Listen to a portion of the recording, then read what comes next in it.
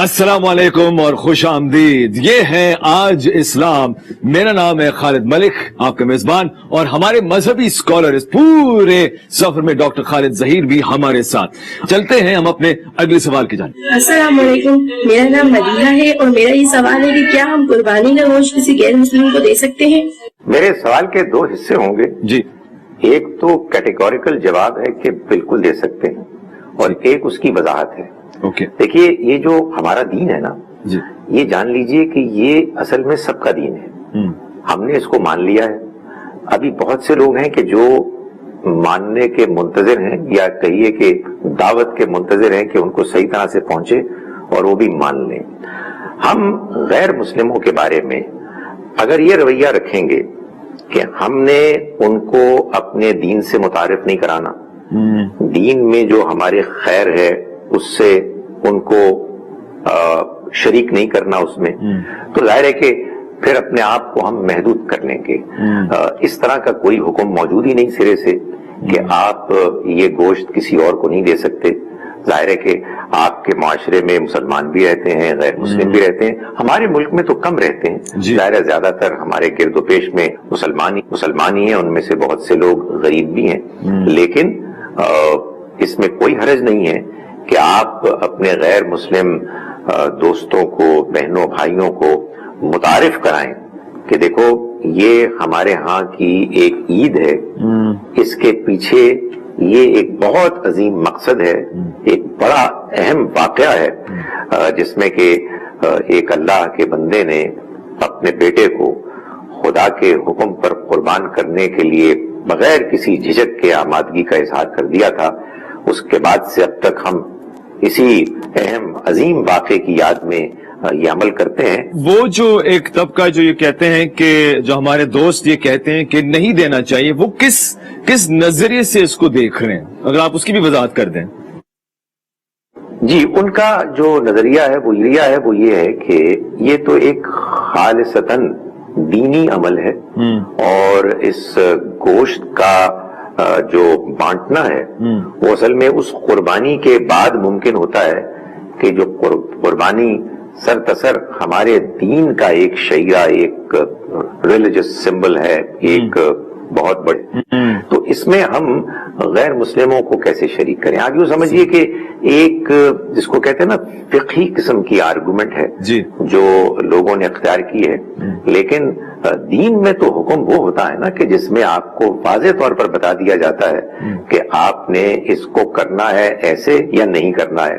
سورہ حج میں اللہ تعالیٰ نے جہاں گوشت کو بانٹنے کا ذکر کیا ہے وہاں کوئی مسلم غیر مسلم کی قید نہیں رکھی, بلکہ یہ فرمایا کہ تم اس کو دو ان لوگوں کو کہ جو ضرورت مند ہیں, بھوکے ہیں, نڈھال ہیں, ان کو دو. میں اس پہ اور مزید بات کرنا چاہوں گا, لیکن میں دیکھ رہا ہوں کہ ٹائم کے حوالے سے ہم چلتے ہیں اگلے سوال کی جانب. السلام علیکم, مائی نیم از ہبا وان. پھر آپ سے یہ سوال ہے کہ قربانی کے کتنے حصے ہوتے ہیں اور ان کی تقسیم کس طرح سے ہونی چاہیے؟ آپ نے جانور قربان کر دیا اصل جذبے کے تحت, تو ظاہر ہے کہ آپ کو اس کا گوشت بھی میسر آیا اور اس کی کھال بھی میسر آئی. اب آپ جیسے چاہیں اس کو آپ تقسیم کریں, لیکن ہمارے ہاں بہت سے بزرگوں نے اس بات کو ریکمینڈ کیا ہے اور اچھی بات لگتی ہے, makes a lot of sense, کہ آپ اس کے 3 حصے کر دیں. ایک اپنے پاس رکھیں, ایک رشتہ داروں میں تقسیم کریں, اور ایک غریبوں میں بانٹ دیں. میں نے کہیں پر یہ پڑھا تھا کہ جانوروں کی جب قربانی ہو تو یہ خیال رکھا جائے کہ دوسرے جانوروں کے سامنے نہ قربانی ہو. کیا ایسا ہی ہے؟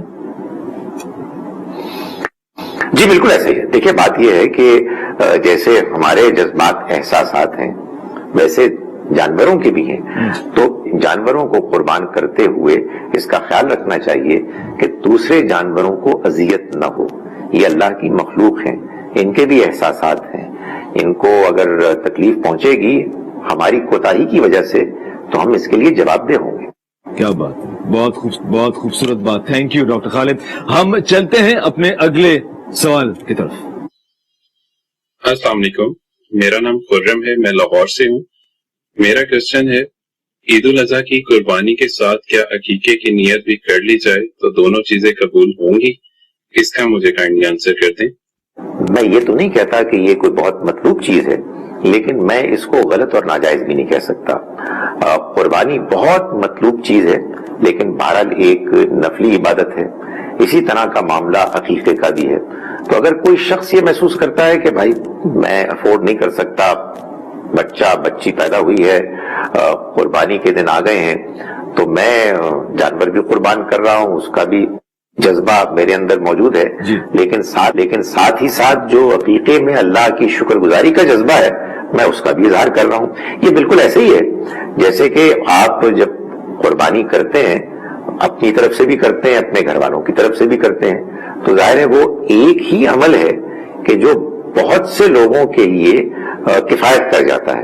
اسی طرح سے وہی عمل ایک سے زیادہ مقاصد کے لیے حاصل کیا جائے، اس کو کیا جائے، تو اس میں بھی کوئی حرج نہیں ہے. ڈاکٹر صاحب، ابھی آپ نے کہا کہ قربانی نفلی عبادت ہے. یہاں پہ تھوڑی کنفیوژن مجھے ہی کنفیوژن ہے کہ یہ تو طے ہے کہ فرض نہیں ہے، لیکن بہت سارے جگہ پہ یہ پڑھنے کو ملتا ہے کہ واجب ہے. تو واجب کا مطلب یا اس کی وضاحت کریں گے، یعنی کہ کرنا نہ کرنا، اس میں کیا، اس کی کیا امپورٹنس ہے؟ کیونکہ آپ نے کہا کہ نفلی عبادت ہے، یعنی کہ فرض نہیں ہے لیکن ہے واجب. یہ ایک فقہی مسئلہ ہے یا کیا ہے؟ یہ فقہی مسئلہ ہی ہے، مگر وہ دیکھیں ہمارے یہاں کیا ہوتا ہے.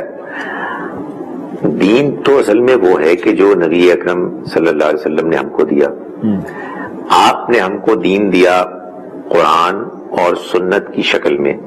قرآن بھی محفوظ پہلے دن سے، سنت بھی محفوظ پہلے دن سے.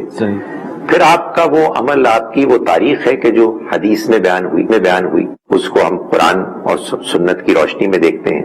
اب اس علم کو سمجھنے میں مختلف لوگوں نے اپنے اپنے طور پر کوششیں کی، تو ظاہر ہے کہ نیچرلی فطری طور پر کچھ نہ کچھ اختلاف ہوا. تو قربانی کے معاملے میں بھی ہمارے ہاں ایک اختلاف پایا جاتا ہے.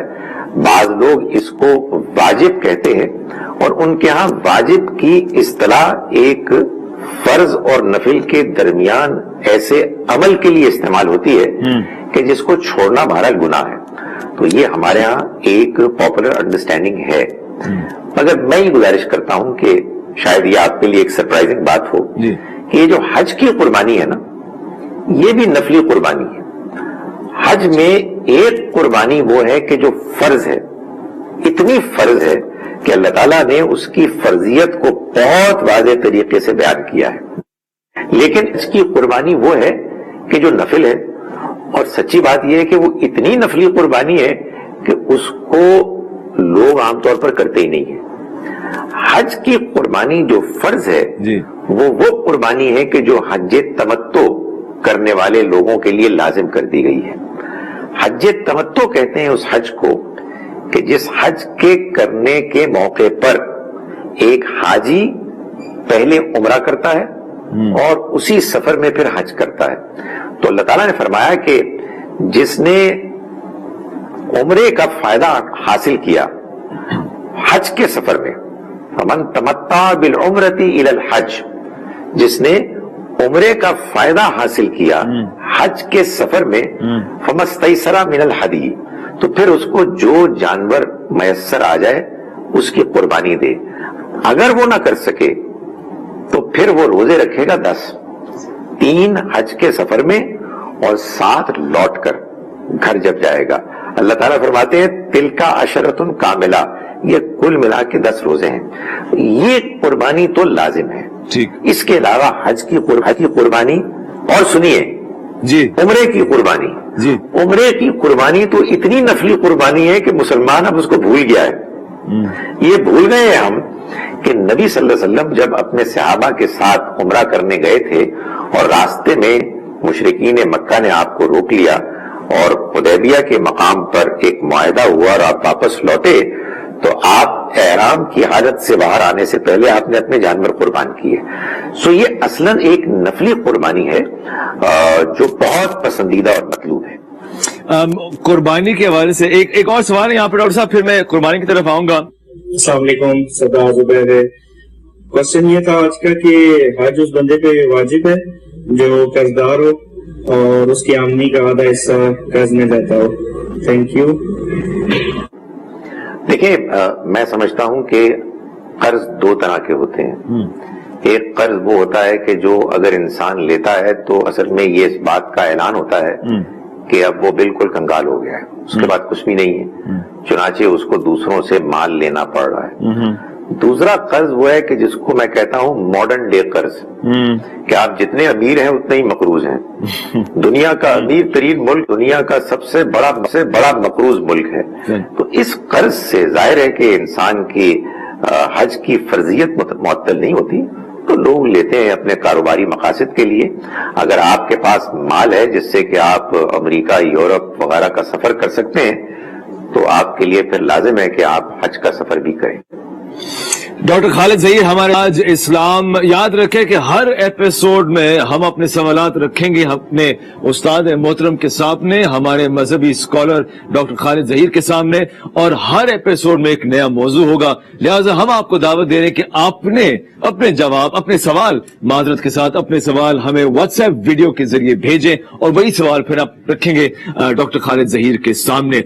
चलेंगे एक ब्रेक की जानिब। Will be back with another segment #AskIslam। एक वक्फा।